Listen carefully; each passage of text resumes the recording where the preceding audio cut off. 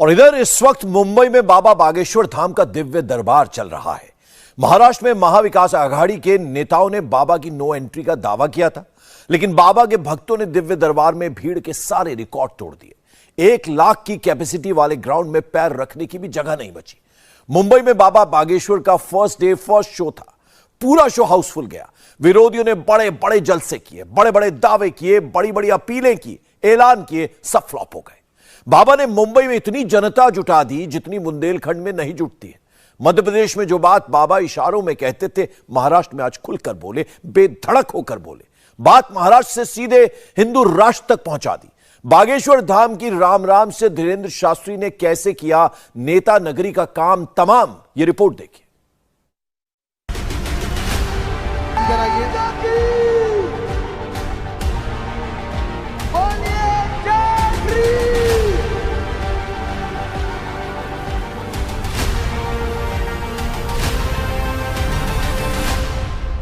छत्रपति वीर शिवाजी महाराज की, सनातनीय हिंदुओं की, भारत हिंदू राष्ट्र की, भारत हिंदू राष्ट्र की। धीरेन्द्र कृष्ण शास्त्री यानी भक्तों के बागेश्वर धाम सरकार।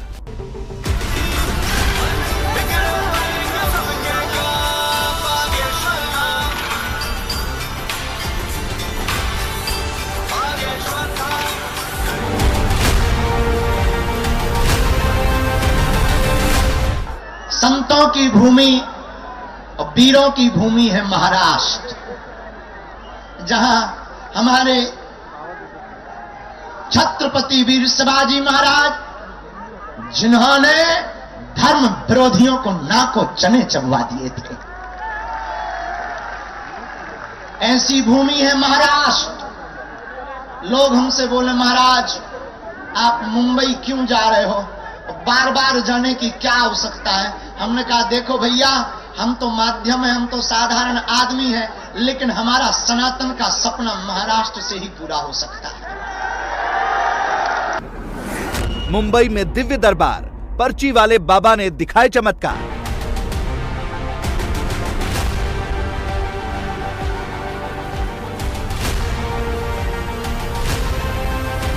हम इसलिए नहीं आए कि चमत्कार दिखाने आए हैं, या तुमको अंधविश्वास में पढ़ाने आए हैं, या हमको कोई सिद्धि चाहिए। मेरे पागलों, हमारा जो होता हो जाने दो। जब तक तन में प्राण है, हम अपना काम सनातन का करके ही रहेंगे। व्यासपीठ से राजपीठ तक बाबा बागेश्वर की जय जयकार। खोल दो पंख मेरे, कहता है ये परिंदा, अभी उड़ान बाकी है। मुंबई नहीं है मंजिल मेरी, मुंबई नहीं है मंजिल मेरी, अभी पूरा हिंदुस्तान बाकी है।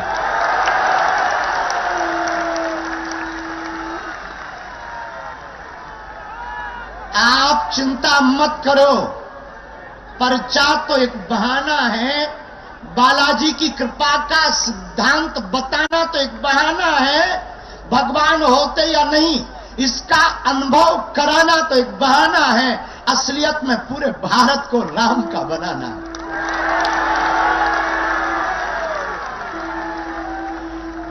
और हमें यह भी पता है कि लोग हमें छोड़ेंगे नहीं, लेकिन हम भी नहीं छोड़ेंगे।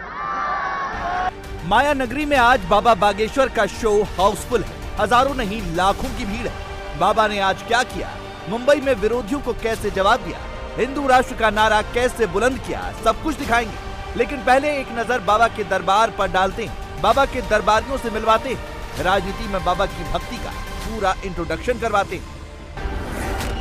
तस्वीर नंबर 1, बाबा की शरण में केंद्रीय मंत्री नितिन गडकरी। तस्वीर नंबर 2, बाबा की शरण में महाराष्ट्र के डिप्टी सीएम देवेंद्र फडणवीस।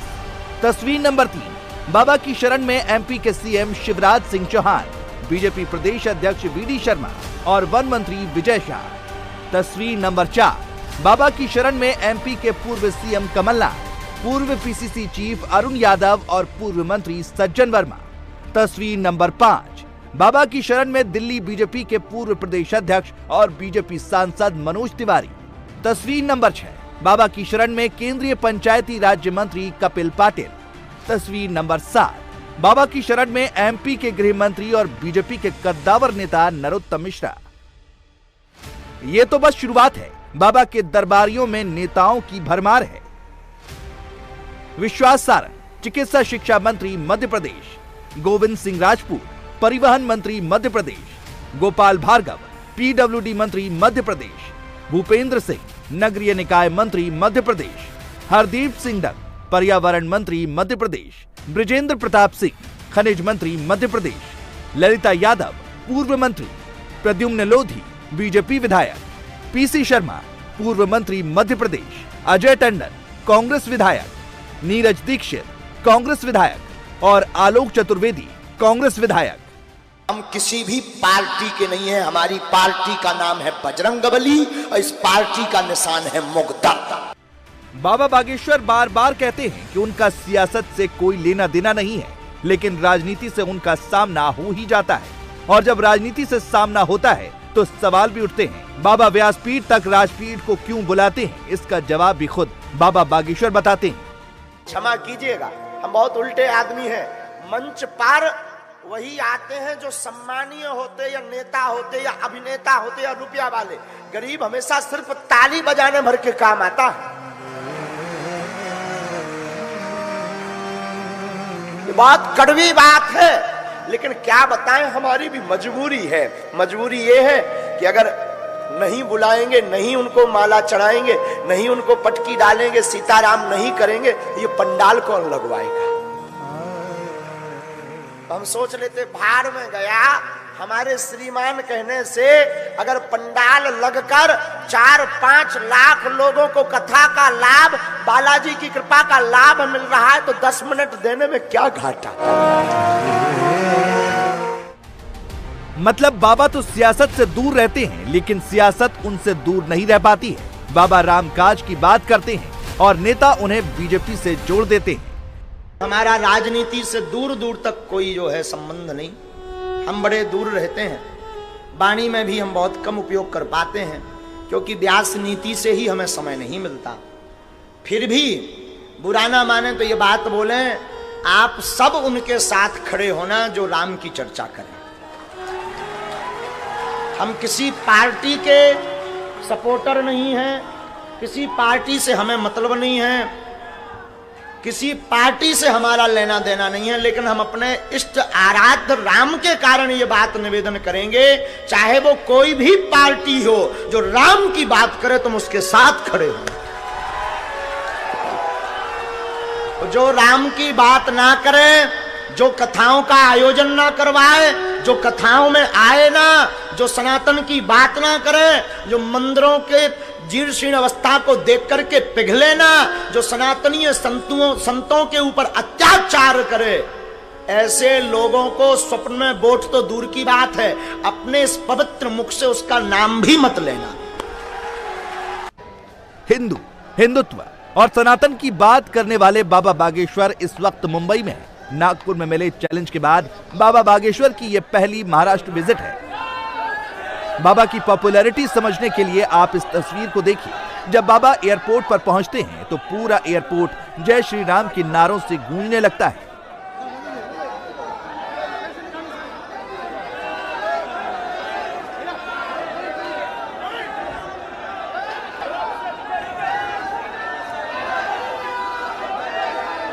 और जब बाबा के दिव्य दरबार में पंडाल का गेट भक्तों के लिए खुलता है तो आस्था का ऐसा सैलाब आता है कि पंडाल के गेट तक टूट जाते हैं।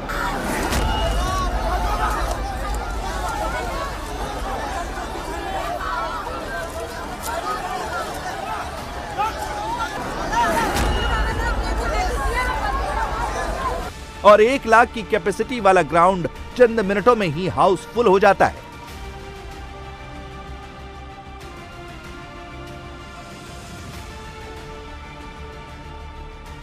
पंडित धीरेन्द्र कृष्ण शास्त्री यानी कि बाबा बागेश्वर धाम के लिए उनके भक्तों में कितनी आस्था है और कितना प्यार है, ये तस्वीर आपको बताएगी। ये तस्वीर बताने के लिए काफी है। मीरा रोड, मुंबई से सटे मीरा रोड का ये सालासर ग्राउंड है और चारों तरफ से खचाखच भरा हुआ है।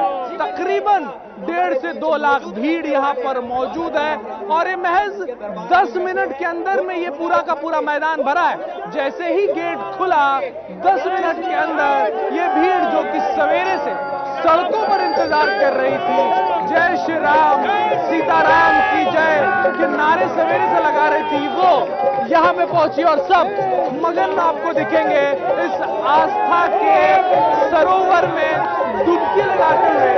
इस आस्था के सरोवर में डुबकी लगाते हुए आपको दिखेंगे महिलाएं, पुरुष, बच्चे सब यहाँ पर मौजूद हैं। दूर दूर तक कैमरे की निगाहों से जहां तक आपकी नजर जाएगी, जहां तक कैमरे की नजर से आप देख जाएंगे, लोग ही लोग नजर आएंगे, लोग ही लोग नजर आएंगे। और ये सब भक्त हैं, ये बागेश्वर धाम के भक्त हैं, पंडित कृष्ण शास्त्री के भक्त हैं और साथ ही उनके दिव्य दरबार में उनके दर्शन की मनोकामना लिए हुए ये भक्त यहाँ पे पहुंचे हैं। और हर उम्र के लोग जो हैं वो आपको इस भीड़ में, इस भक्तों के हुजूम में दिख जाएंगे। मुंबई में बाबा का ये दरबार हिंदुत्व के बड़े शक्ति प्रदर्शन से कम नहीं है। एनसीपी, कांग्रेस और उद्धव की सेना जो बाबा की महाराष्ट्र में एंट्री का विरोध कर रही थी, वो भी बाबा के भक्तों को रेला देखकर फुल शॉक्ड है। बाबा के दरबार में आज इतनी पब्लिक आई है जिसकी उम्मीद शायद ही बाबा बागेश्वर ने की होगी। पूरा मुंबई इस वक्त बाबा की धुन पर नाच रहा है, इसलिए बाबा भी अपनी ही स्टाइल में विरोधियों को जवाब दे रहे हैं। लोगों का अपना काम है, लोग बोलते रहेंगे, इनके बारे में ज्यादा बातें भी नहीं करनी, बहुत ज्यादा चर्चा भी नहीं करनी। देखो, अमृत सबको नहीं पचता है। हम आपको एक बहुत अच्छे सज्जन है हमारे, वो है तो राजनीति में, उन्होंने 4 चीजें कही थी, हमने लिखी, हमें बहुत मजा आया उनको सुन करके। हमारे यहां पर 4 अमृत बताए गए। एक शहद को अमृत बताया गया, लेकिन भैया शहद को कुत्ता चाट ले तो मर जाता। शहद अमृत है, लेकिन कुत्ता चाट ले तो क्या हो जाता है? मर जाता है बेचारा। एक घी क्या है? हमारे यहां गाय का घी औषधि में अमृत बताया गया, लेकिन घी को मक्खी ज्यादा खा ले तो मर जाती है तो अमृत, लेकिन मक्खी खा ले ना तो मर जाती। उसी प्रकार एक है अपने यहां मिश्री को भी आयुर्वेद में अमृत कहा कई जगह, लेकिन मिश्री को गधा खा ले तो वो भी मर जाता है तो अमृत, लेकिन बेचारा गधा खा ले तो मर जाता है। एक है महाराज हमारे यहां नीम को हकीम कहा। नीम हकीम है। पहले गांव में नीम की पद्धतियां बहुत चलती थी। नीम हकीम है, और नीम पर रहने वाला कौवा अगर नीम की निबोरी खा ले तो कौवा भी मर जाता है।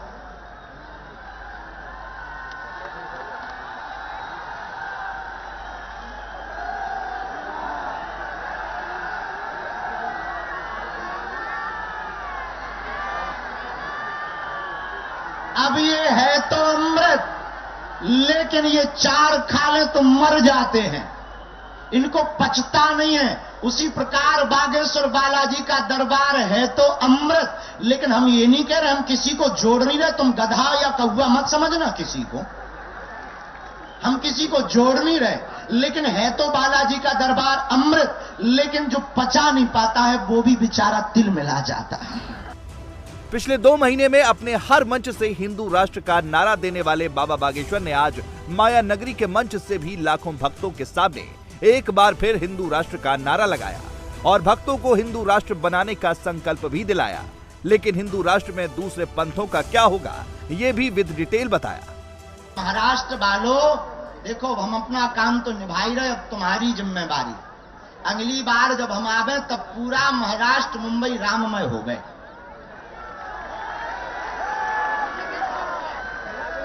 कौन कौन ऐसा चाहता? चाहते हो? पक्का? जोर से बोलो, पक्का? पक्का? अब भारत हिंदू राष्ट्र बनकर के ही रहेगा।